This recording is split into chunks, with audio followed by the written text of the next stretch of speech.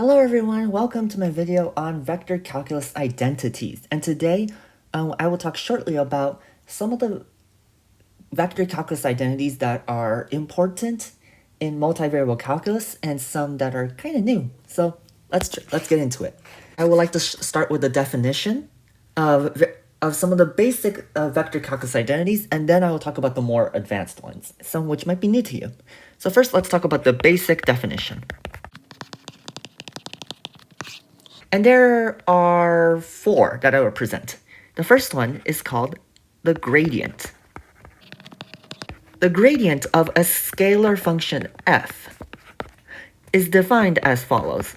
This symbol, commonly called the nabla, is a Greek symbol, and it just simply means this. So first, let me define this, which is really just a vector that has the partial derivative operators, and it doesn't really have a geometric meaning, so it's more of just like a, oh, just compute it kind of thing. Anyway, so the gradient of f is then defined as the partial derivative of f with respect to x, with respect to y, and with respect to z. Cool. And the gradient is what represents the direction of which f increases the most.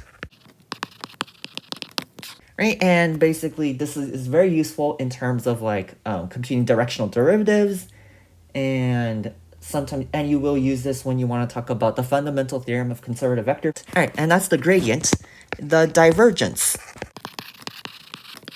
of a vector f is equal to the following.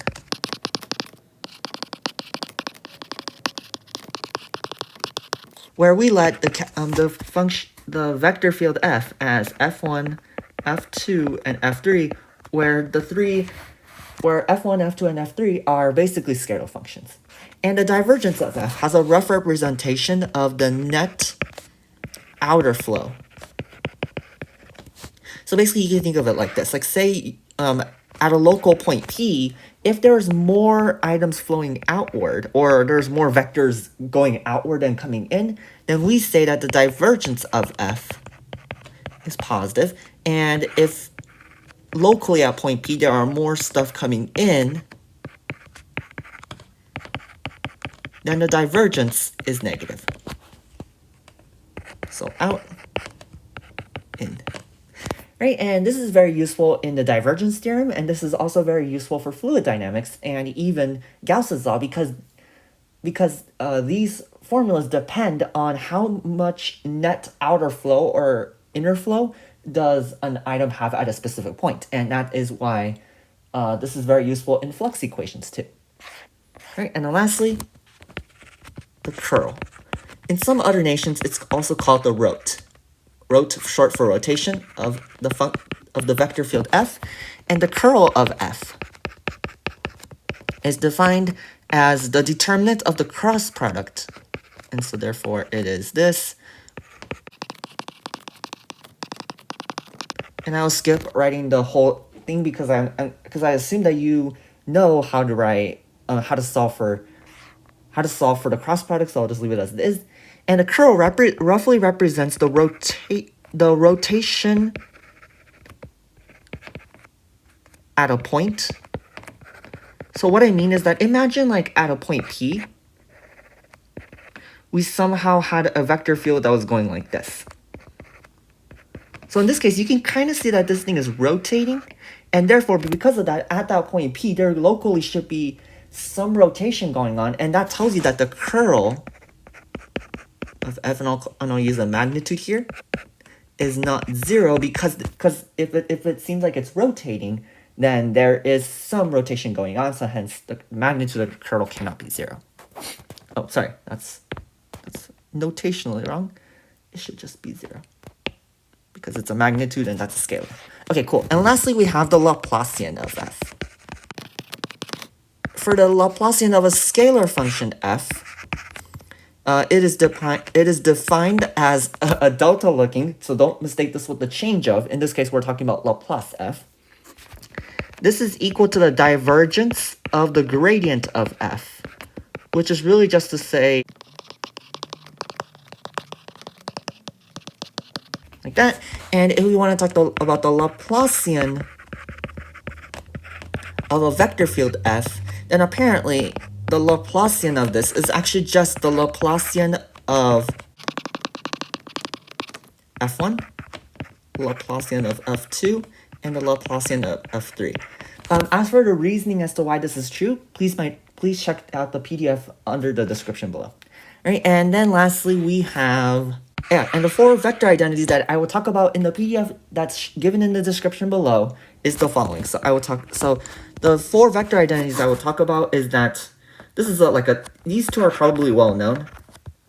And that is, the first one is that the curl of the gradient of f is always a 0 vector.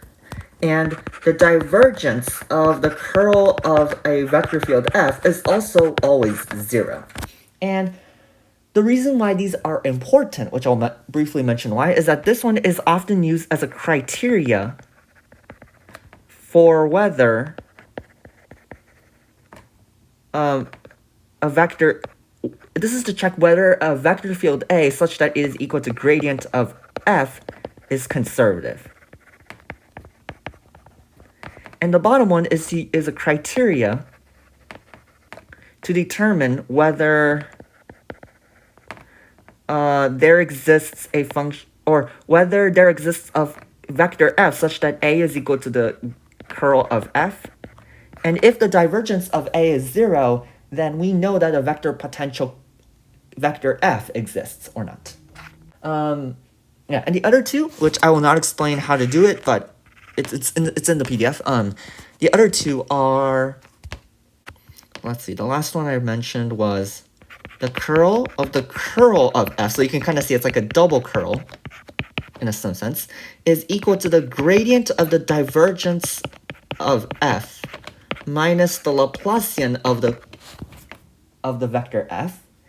And the third one was the divergence of scalar function f times the vector f is equal to the gradient of f dot product of vector f plus f times the divergence of f.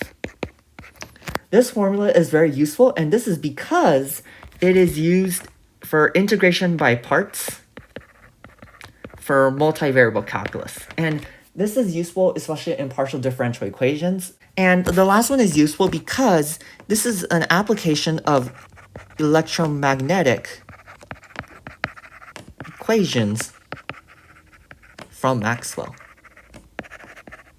James Maxwell, because he was the person who created the Maxwell equations, which describe the relation between electric field and magnetic fields of E and B, and those are critical to describe how electromagnetism works. And all right, and that just basically ends my brief talk about these vector calculus identities.